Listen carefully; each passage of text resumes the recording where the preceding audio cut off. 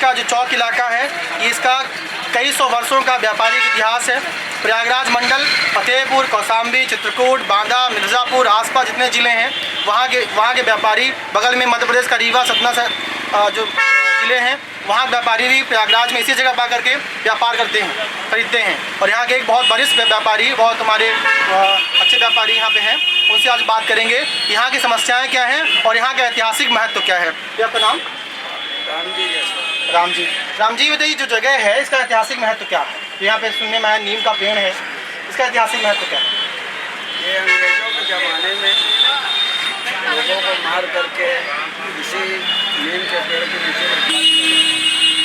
ये जो मार्केट बना हुआ है, ये पहले खंडहर था, गड्ढा था, इसी के बाद मार करके इन लोगों को इसी में फेंक दिया गया। यानी क्रांतिकारियों को यहाँ पे फांसी दे करके, मार करके इसी में फेंक दिया और यहीं दफना देते थे उनको, है ना? यहाँ पर तालाब था, उसी में डाल दिया। तालाब था यहाँ पे देखिए, जो आज यहाँ पे पहले तालाब हुआ करता था जी। और लोग को मार करके जला देते थे और बाद में इसी में फेंक देते। और चंद्रशेखर आज़ाद जी क्या वो यहीं पे छुप के रहते थे? हाँ, वो भी इसी लड़ाई में शामिल थे और ये कंपनी बाद में उनको फेंक करके मार दिया गया था। तो कोई मुखबिर जो था सुनने में आता है कि कहीं आसपास के कुछ टाइम पे? इतना तो हमें नहीं मालूम। जी। और अभी आप प्रयागराज एक धार्मिक स्थल है, धर्म की एक नगरी है, इसको संगम भी कहते हैं। अभी यहाँ पे माघ मेला भी चल रहा है। तो राम मंदिर जो बन रहा है अयोध्या में, तो प्रयागराज जो धार्मिक नगरी है वहाँ के लोग क्या विचार हैं? राम मंदिर के बारे में जी जानना चाहते हैं? देखिए, विचारों और भावनाओं के आधार पर इस संसार का ही नहीं, समस्त ब्रह्मांड का निर्धारित है और केंद्रित है। इसलिए आज जो राम मंदिर बना हुआ है, राम जन्मभूमि, इसमें ईश्वर की ही मर्जी है और ईश्वर की मर्जी से ही वो राम मंदिर बना है और किसी के कोशिश करने से नहीं बना। जब भी भगवान की जो इच्छा होती है वो होता है। लोग सोचते हैं कि हमने किया, किसी ने कुछ नहीं किया।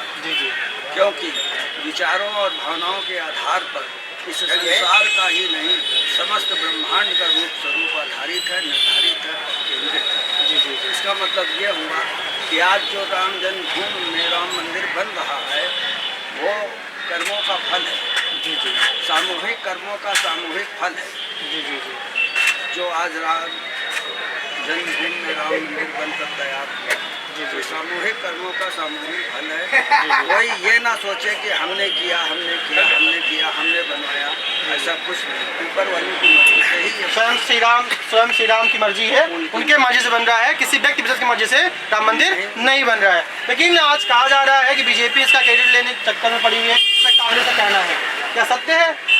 ये ईश्वर जो भी करते हैं वो किसी न किसी को माध्यम बनाकर करते हैं, स्वयं अपने ऊपर नहीं लेते। उन्होंने योगी जी को, मोदी जी को माध्यम बनाया, उनको ये शुभ अवसर प्रदान किया कि उनकी नाम हो, इज्जत हो। जब जिसको नाम और इज्जत दिलानी होती है तो वो इसी तरह से नाम और इज्जत प्रदान करते हैं। नाम हुआ, इज्जत हुआ, ये सब फल है। ये योगी जी और मोदी जी के कर्मों का फल है जो आज उनको माध्यम बनाया गया और उनके माध्यम से यह राम जन्मभूमि मंदिर का निर्माण हुआ। उनको ये इज्जत प्रदान होनी थी, उनके किस्मत में ये इज्जत थी, तो भगवान ने उनको वो इज्जत दिला दी। कांग्रेस पार्टी मंदिर के उसका प्राण प्रतिष्ठा का विरोध कर रही है। उन्होंने जाने से उनको निमंत्रण मिला है और जाने से मना कर दिया है। इस पर क्या कहना चाहते हैं?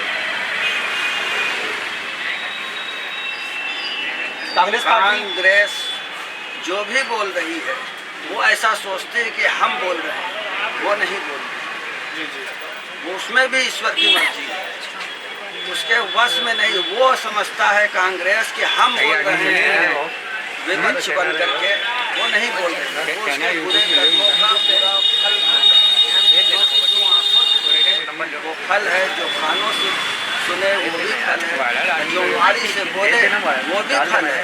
इसलिए कांग्रेस जो भी वाणी से बोल रहा है ये उसके बुरे कर्मों का बुरा फल है, जो उसके मुख से गलत शब्द निकल रहा है। माननीय अखिलेश यादव जी भी उन्होंने मतलब ठुकरा दिया है।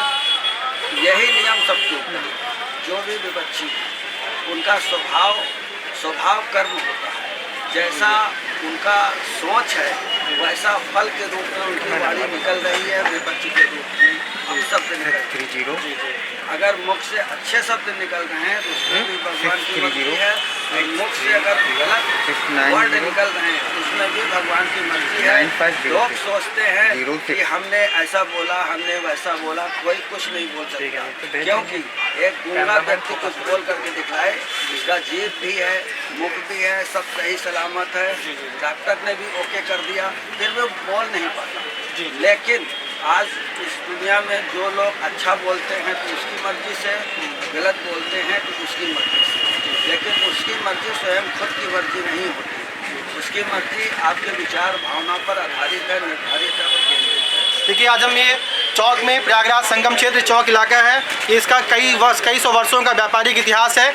और यहाँ पर ये हमारे व्यापारी थे रामजी जायसवाल जी, हम इनसे मुलाकात किए और राम मंदिर के बारे में क्या विचार थे, क्या चीज़ें थी, उन्होंने बात रखी। जय हिंद, जय भारत।